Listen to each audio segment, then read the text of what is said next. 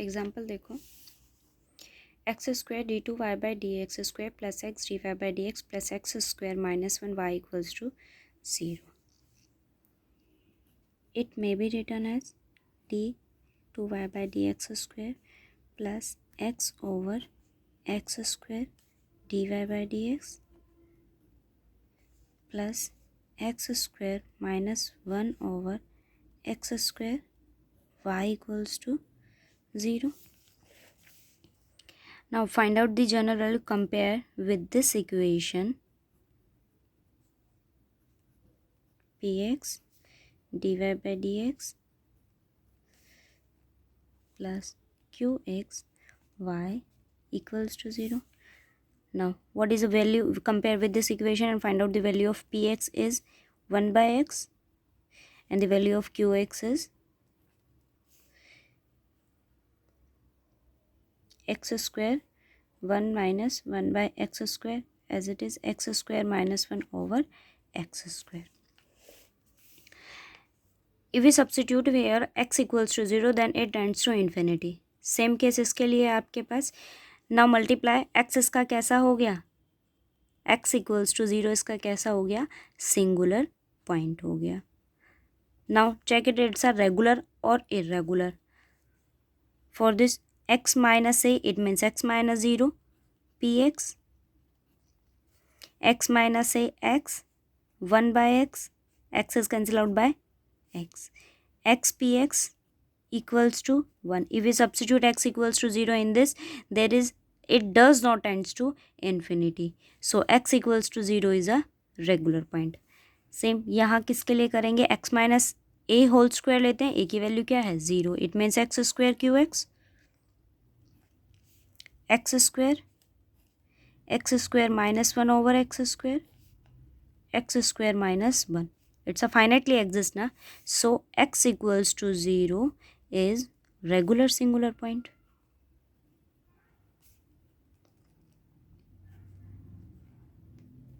And for the case of regular singular point, we let our general solution y is xm a naught a1x plus a2x square plus a3x cube up to.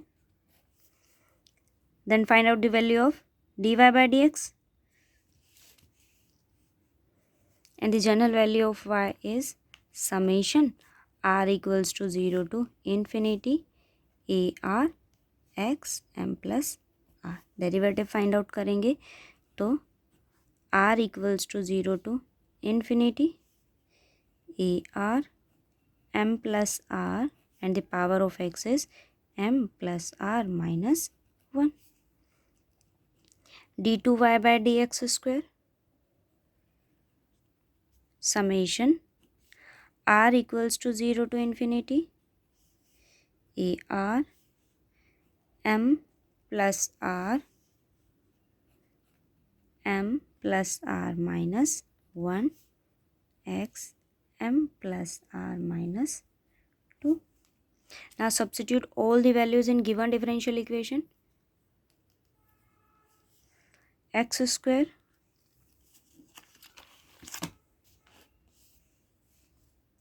summation r equals to 0 to infinity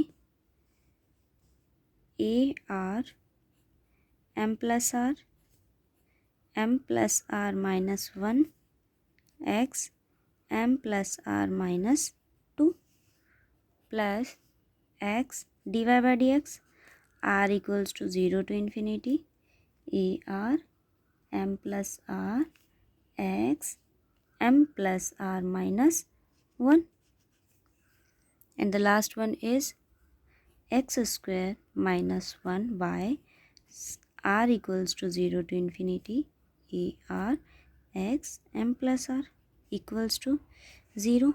Multiply all the terms. x square से multiply करेंगे तो m plus r.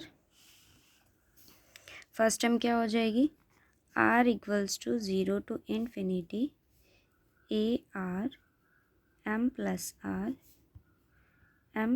r minus 1 x m plus r. इसमें देखो multiply किससे कर रहे हैं, x से. तो M plus r minus one क्या हो जाएगा, m plus r. R equals to 0 to infinity a r m plus r x m plus r. यहाँ दो टर्म्स हैं, x square minus one. X square से करेंगे तो M plus r plus two, और वन से करेंगे तो एज इट इज़ क्या आ गया, plus summation r equals to 0 to infinity a r x m plus r plus two minus A r equals to 0 to infinity a r x m plus r equals to 0। अब देखो x की power m plus one, x m plus r, x m plus r, तीनों को combine करेंगे, summation r equals to 0 to infinity a r, तीनों के coefficient भी क्या है, a r m plus r minus one plus m plus r, और इसका कोफिशिएंट क्या है, वन। ठीक है, एक्स एम प्लस आर, यहाँ समेशन क्या है, सॉरी इस टर्म के लिए, plus 0 to infinity a r x m plus r plus two. यहाँ क्या है, एम प्लस आर, और यहाँ मेरे पास जो टर्म है वो क्या है, m plus r plus two. तो इसको क्या करेंगे, चेंज कर देंगे, किस में चेंज करेंगे, m plus r plus two को एम प्लस आर में। देखो 0 फर्स्ट हम सब्स्टिट्यूट करते हैं ए नोट, तो क्या होगा मेरे पास में, ये ए नॉट, ये क्या बनेगा, एम प्लस टू। तो अब मुझे टर्म उसी के अकॉर्डिंग चेंज करना होगा, r equals to 0 to infinity a r m plus r m plus r minus one plus m plus r minus one. आप इसको ओपन भी कर सकते हैं। हाँ जी, इसको देखो, summation m plus r plus two है, तो अब समेशन को मेरे को क्या चाहिए, एम प्लस टू चाहिए, तो उसको शिफ्ट कर देंगे ऑपरेटर को, r equals to two to infinity a are minus two, and the power of x is m plus r equals to 0। ठीक है, m plus r plus two था, तो अब मैंने समेशन को क्या कर दिया, m plus r to M plus r, last two terms में उसको शिफ्ट कर दिया। अब सबके इसका कोफिशिएंट भी मेरे पास क्या हो गया, एम प्लस आर, कंबाइन कर लेंगे इसको उसके साथ, तो क्या बनेगा मेरे पास, समेशन यहाँ कहाँ से शुरू है, 0 से, और ये किससे शुरू है, 2 से शुरू है। तो इसकी दो टर्म्स हम ओपन कर देंगे, पहले यहाँ समेशन डालो, पहले 0 डालेंगे, 0 और 1, ये समेशन भी फिर कहाँ से शुरू हो जाएगा, 2 से। इन दोनों को क्या कर लेंगे, कंबाइन कर लेंगे। सबसे पहले तो मैं इसको ओपन करूँगी, एम प्लस आर, इसको सॉल्व कर लो, इसको सॉल्व करेंगे तो क्या बनेगा, m plus r whole square minus m plus r, ये एम प्लस आर को पहले इसके साथ मल्टीप्लाई किया, फिर इसके साथ m minus r plus m plus r minus one, m से एम कैंसिल, आर से आर कैंसिल, तो ये टर्म आपके पास क्या हो जाएगी, m plus r whole square minus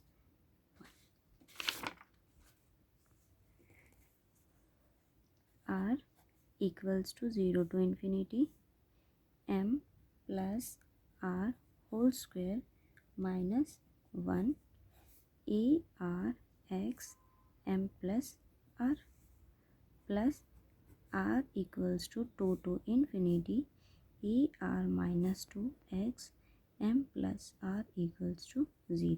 shift करेंगे इसको शिफ्ट करेंगे, पहले 0 सब्स्टिट्यूट करेंगे आर की जगह, तो ये मेरे पास क्या हो जाएगा, M square minus one A naught X M, one substitute करेंगे तो M plus one whole square minus A one sorry -1 a1 and the power of x is m+1 and the last term is summation 0 open किया है 1 open किया, तो summation कहाँ से शुरू होगा 2 से, 2 टू इन्फिनिटी, दोनों को ले लो। इसका कोफिशिएंट मेरे पास क्या है m+r होल स्क्वायर -1, कोफिशिएंट क्या है ar plus ar-2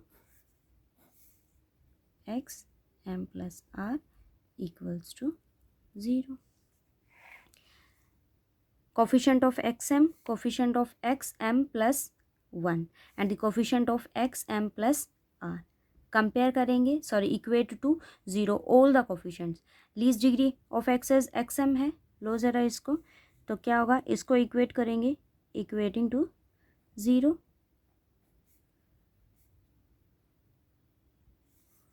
m² -1 a0 equals to 0, a0 can't be 0, m² -1 equals to 0, it means m equals to ±1.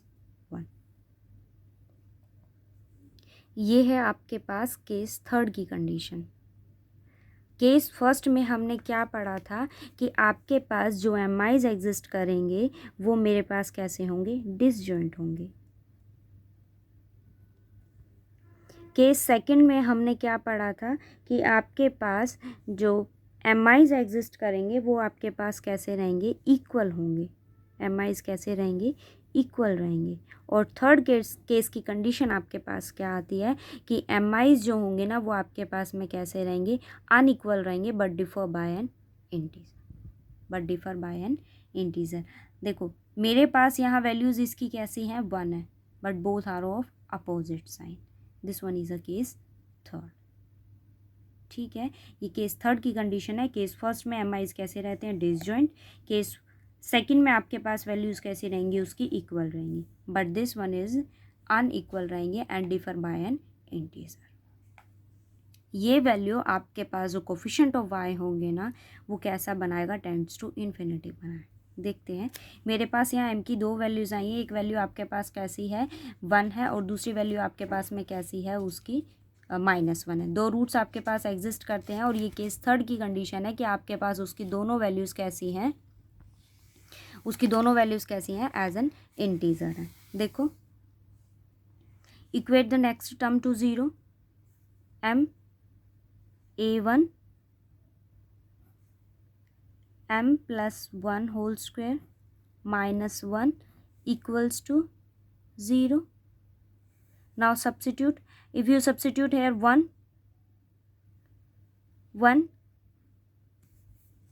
मेरे पास m की दोनों वैल्यूज़ है, आप दोनों वैल्यूज़ के यहाँ सब्सिट्यूट करते हो तब भी आपके पास a1 की वैल्यू क्या रहेगी, 0। सब्सिट्यूट कर लो a1, अगर आप 1 सब्सिट्यूट करते हैं तो 1+1 whole square -1 equals to 0. It means a1 2 square 4 -1 3 equals to 0. 3 a1 equals to 0. It means a1 equals to 0. -1 substitute करेंगे, -1 + 1 it become a 0. a1 is 0. तो इस कंडीशन से आपके पास a1 की वैल्यू क्या आ गई, 0 आ गई। नेक्स्ट हम लेंगे जनरल केस। जनरल केस में आपके पास क्या है, ये है टर्म, यहाँ से इसकी वैल्यू क्या करेंगे, हम फाइंड आउट करेंगे। देखो m+r whole square -1 ar plus ar -2 m+r whole square -1 ar plus ar -2 equals to 0। किसकी वैल्यू फाइंड आउट करेंगे, ar की। क्या हो जाएगा, -ar-2 over m+r whole square -1। ठीक है, a1 की वैल्यू मेरे पास क्या है, 0 है। m की आपने वैल्यूज़ फाइंड आउट कर लिए, अब यहाँ वैल्यूज़ को सब्सिट्यूट करेंगे और उसकी वैल्यू फाइंड आउट कर, यहाँ r की वैल्यू को सब्सिट्यूट करेंगे और ai's ऑल कोफिशिएंट्स की वैल्यू को हम क्या कर लेंगे, फाइंड आउट कर लेंगे। इसको ओपन भी हम कर सकते हैं। देखो आपको फैक्टराइज में दिक्कत नहीं होगी, क्योंकि मैंने केस सेट में आपको कंडीशन क्या बताई है कि आपके पास जो रूट्स हैं वो कैसे हैं, unequal and differ bye integer. इस केस में आपके पास जो कोफिशिएंट ऑफ y होंगे वो किसको टेंड करने चाहिए, इन्फिनिटी को, मतलब करने चाहिए नहीं, आपके पास वो किसको टेंड करेंगे, इन्फिनिटी को टेंड करेंगे। तो उस केस में आपके पास रूट्स को मल्टीप्लाई करने में प्रॉब्लम नहीं होगी। Minus A R minus two A square minus B square may be written as, तो इसको ओपन कर लो, A minus B and A plus B. आपके पास यहाँ ए आर की वैल्यू क्या आ गई, value of a are minus two over m plus r minus one M plus r plus one. आप सब्सिट्यूट करते जाएंगे आर की वैल्यूज़ को, हम सब्सिट्यूट करते जाएंगे और किसकी वैल्यू मेरे पास फाइंड आउट होती जाएगी, ऑल कोफिशिएंट्स की। डालो सब्सिट्यूट आर इक्वल्स टू 0 अगर हम यहाँ सब्सिट्यूट करते हैं तो ए नोट डिफर नहीं करेगा। आपके पास में यहाँ आर की वैल्यू को क्या होना पड़ेगा, ग्रेटर देन इक्वल्स टू 2 होना पड़ेगा। 2 3 4 सब्सिट्यूट करो, A two equals to minus A naught 2 M plus 1 and M plus 3, A three R की जगह 3 सब्सिट्यूट कर रहे हैं तो A one M plus two M plus 4, but the value of a1 is 0, so a3 is also 0. a4 minus a2 over m plus 3 and m plus 5, and the value of a2 is minus a naught minus minus plus a naught over m plus 1 m plus 3 square and m plus 5. a5 is minus a3 over m plus 4 m plus 6, but the value of a3 is 0, so a5 is also 0. a6 ऐसे सारी values को हम find out करते जाएंगे। a6 का देख लो ताकि आपको केस में आगे प्रॉब्लम ना हो। Minus a4 over m plus 7 and m plus 5 और m plus 7, but the value of a4 is minus a note, substitute कर देंगे m plus 1 m plus 3 square m plus 5 m plus 5 and m plus 7। अब two values find out करेंगे। उसके बाद हम मेरे पास y की वैल्यू क्या है, y equals to x m a naught a1x a2x square a3x cube a4x4 up to substitute करेंगे y equals to x m a naught, value of a1 is 0, so it be a 0. Value of a2 is minus a naught over m plus 1 m plus 3 x square. Value of a3 is 0 and the value of a4 is plus a naught m plus 1 m plus 3 square and m plus 5x4। ठीक है, up to चलता जाएगा। A naught common लेंगे, x m 1 minus x square over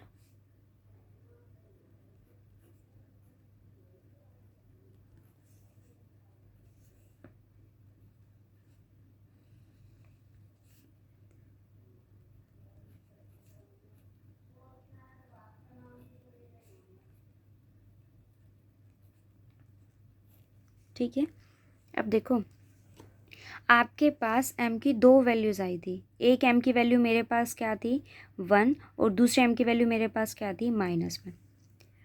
देखें अगर मैं यहाँ -1 substitute करती हूँ तो ये वैल्यू किसको टेंड कर जाएगा, इन्फिनिटी को। If we substitute m equals to -1 then y approaches to infinity. In this case we have to replace a naught by b naught m minus m1. If m1 tends to, if by m1 y is tends to infinity, so we replace a naught by b naught m minus m naught. And which value of m1 is y tends to infinity? This one is a -1. Then a naught is replaced by b naught m plus 1. Replace कर देंगे तो y naught b naught m plus 1 x m 1 minus x square over m plus 1 m plus 3 plus x4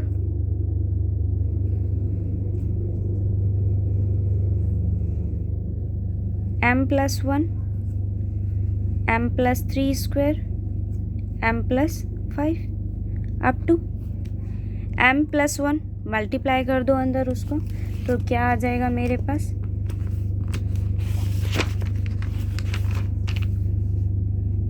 y equals to x m b naught m plus 1 minus x square m plus 1 से multiply करेंगे तो m plus 1 यहाँ cancel हो जाएगा, क्या बचेगा m plus 3।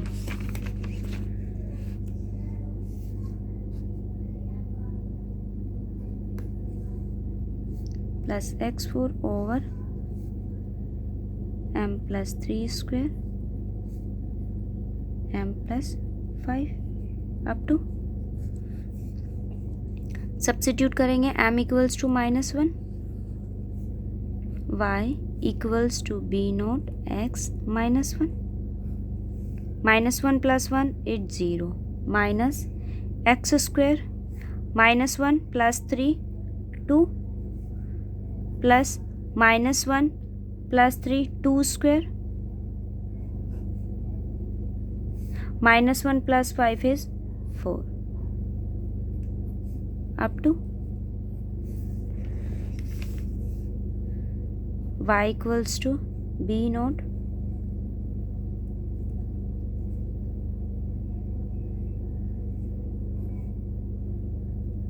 x square by 2 plus x4 by 2 square into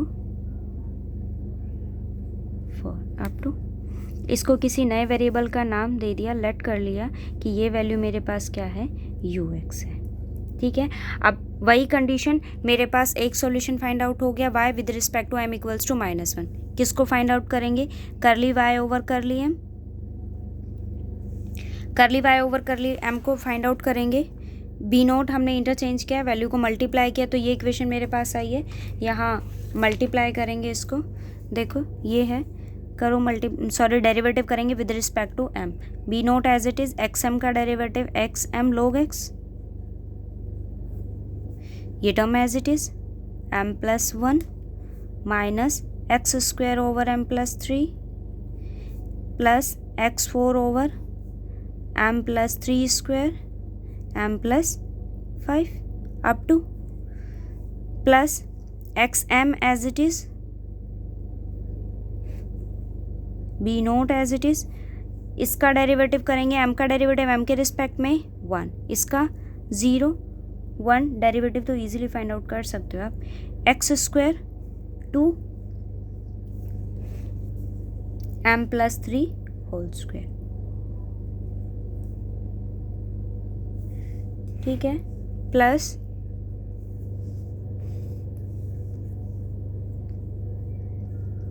m x4 को बाहर रखेंगे, इसका डेरिवेटिव करेंगे, क्या बनेगा, यहाँ माइनस 2 टर्म्स है मेरे पास यहाँ पर, तो -2 m plus 3 cube m plus 5 minus 1 over m plus 3 square as it is, and the derivative of m plus 5 is minus 1 over m plus 5 का स्क्वायर। अप टू चलता जाएगा। x4 का कोफिशिएंट मेरे पास ये है, ठीक है। क्या वैल्यू सब्स्टिट्यूट करेंगे? m इक्वल्स टू -1,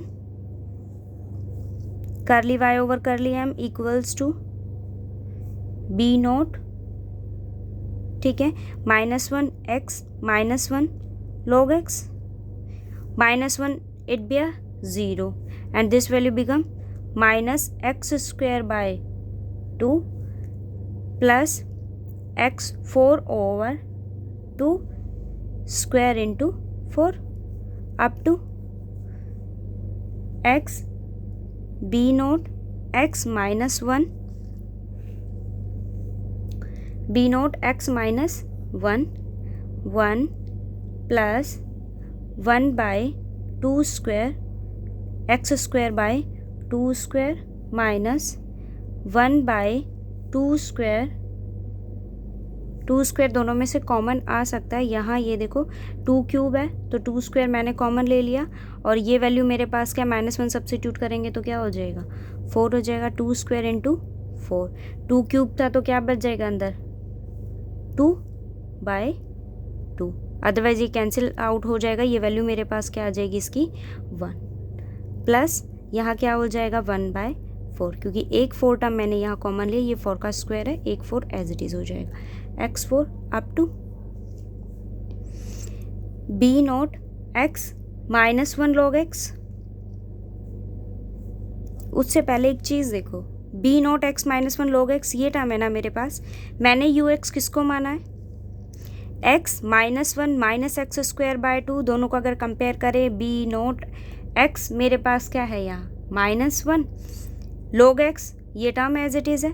अब ये वैल्यू आपके पास किसके जैसा है, b naught as it is है x -1 x square -2 x4 2 square into 4 up to, इस वैल्यू को मैंने किसका नाम दिया है, ux का।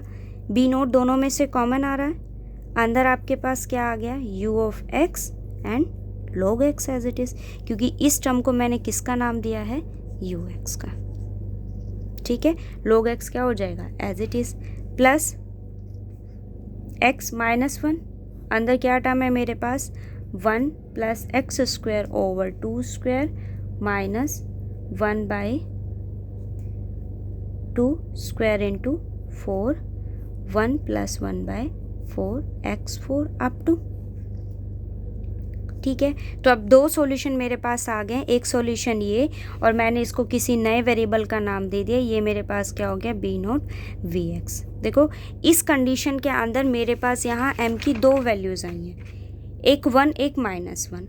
हम दो सॉल्यूशन फाइंड आउट करते हैं, एक y के अलोंग, एक दूसरा हम करली y और करली m। इसके अकॉर्डिंग अगर वैल्यूज़ दो हैं तो आपके पास 4 वैल्यूज़ आनी चाहिए, 1 के अलोंग अलग और -1 के अलोंग उसको कॉरस्पॉन्ड करने वाली एक वैल्यूज़ आपको और मिलेंगी। तो मैंने यहाँ दो वैल्यूज़ फाइंड आउट की, एक वैल्यू y और एक curly y over curly m। किसके अलोंग दोनों वैल्यूज़ फाइंड आउट किए, m equals to -1 m equals to -1। अब हम किसके लिए फाइंड आउट करेंगे, m की वैल्यू मेरे पास क्या होगी, 1, सब्स्टिट्यूट करेंगे यहाँ m इक्वल्स टू 1। देखो m की जगह अगर मैं यहाँ 1 सब्स्टिट्यूट करती हूँ तो मेरे पास y की वैल्यू क्या आएगी, y equals to b naught as it is x 1 + 1 2 minus x square by 1 + 3 4 plus x 4 over 1 + 3 4 square 1 + 5 यानी 6 अप टू y की वैल्यू मेरे पास ये है। अब देखो ये जो टर्म है मेरे पास b naught x 2 x square by 4, अगर मैं दोनों को कंपेयर करूँ तो यहाँ से मेरे पास देखो ये टर्म क्या है, एक्स स्क्वायर बाय 2 x4/2, क्या मैं इन दोनों को एक दूसरे के डिपेंडेंट बना सकते हैं। तो देखो ये x है, मैंने इस एक्स स्क्वायर को क्या लिखा, इस x को क्या लिखा, एक्स स्क्वायर बाय x, अंदर की term as it is 2 minus x4/4 plus x square by 4 plus x4/4 square into 6 up to x square को मल्टीप्लाई करेंगे तो b naught 1/x 2x square minus x4/4 plus x6/4 square into 6 up to b naught x minus 1। यही term बनेगी मेरे पास। आप देखो एक ये टर्म है और एक ये टर्म है, 2x स्क्वायर है ना, लेकिन x स्क्वायर के साथ माइनस साइन है और क्या होना चाहिए, 2 होना चाहिए। तो मैंने इस टर्म को क्या किया, -4 से मल्टीप्लाई किया। -4 से अगर मैं इसको मल्टीप्लाई करती हूँ तो आपके पास जो टर्म रहेगी, -4 से अगर हम इसको मल्टीप्लाई डिवाइड करते हैं तो मेरे पास जो यहाँ टर्म रहेगी वो क्या हो जाएगा, -x²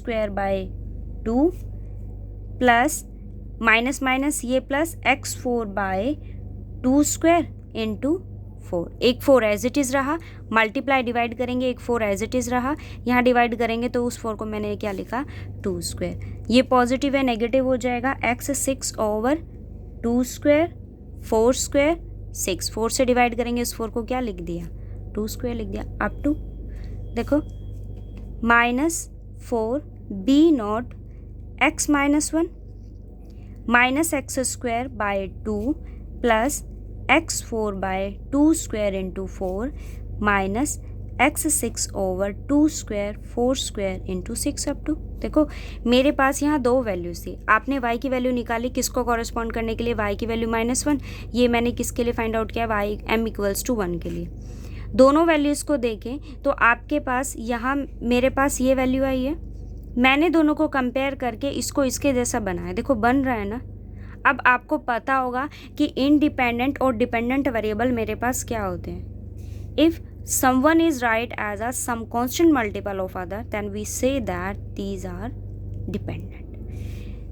जैसे देखो मैं अगर आपसे ये कहूँ कि मैंने u की वैल्यू को लिया है x+2 और v मैंने ले लिया 2x+4, क्या यहाँ से मैं 2 कॉमन ले सकती हूँ, लिया, क्या आ गया, but this one is a value of u, it means v may be written as 2u। तो इसका मतलब आपने v को क्या लिखा, some constant multiple of other variable. It means आपके पास u और v दोनों कैसे हो गए, डिपेंडेंट हो गए। तो यहाँ मैंने देखा कि अगर मैं किसी कांस्टेंट से मल्टीप्लाई या डिवाइड करने से इस टर्म को इसके जैसा बना सकती हूँ तो ये एक दूसरे के कैसे हो गए, डिपेंडेंट हो गए। और सॉल्यूशन हमेशा कैसे एग्जिस्ट करते हैं, इंडिपेंडेंट। तो ये सॉल्यूशन आपके पास एग्जिस्ट नहीं करेगा क्योंकि मैंने इस y को m = 1 को कॉरेस्पॉन्ड करने वाले y को हमने किस फॉर्म में लिख दिया, -4 b0 ux। देखो ना सेम वैल्यूज़ है ना।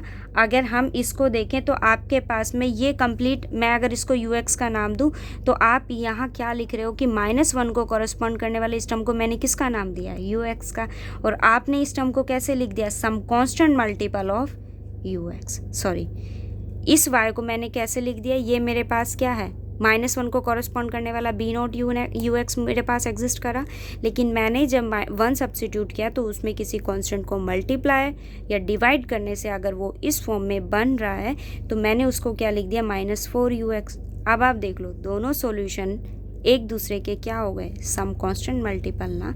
तो ये सॉल्यूशन आपके पास कैसा हो गया, डिपेंडेंट। और dependent solution may not be exist, only independent solutions are exist. तो इस फॉर्म के लिए आपके पास एक ही सॉल्यूशन एग्जिस्ट करेगा और वो मेरे पास क्या होगा, this ux and this vx, and this may be general solution is written as c1 ux and plus c2 vx। किसी भी सॉल्यूशन में अगर आप कोई भी सॉल्यूशन अगर हम लिखते हैं तो जो भी आप वेरिएबल टर्म्स वहाँ लिखोगे, जो भी दो सॉल्यूशन आपने वहाँ एग्जिस्ट करवाए हैं वो दोनों कैसे होने चाहिए, इंडिपेंडेंट होने चाहिए, not be a dependent. So that's the reason we skip it. मैंने इसको क्या कर दिया, स्किप कर दिया m = 1 क्योंकि इससे मेरे पास सॉल्यूशन कैसा मिल रहा है, dependent. Because of you may be written as this term is as a some constant multiple of first solution. So this is not possible. That's why this solution is only this solution is exist. ठीक है, ये case third की condition थी हमारे पास। Case first और second और third में तीनों में यही डिफरेंस है। फर्स्ट केस के लिए हमारे पास जो एमआईज निकालते हैं वो कैसे होते हैं, डिसजॉइंट, यहाँ कैसे होते हैं, इक्वल होते हैं।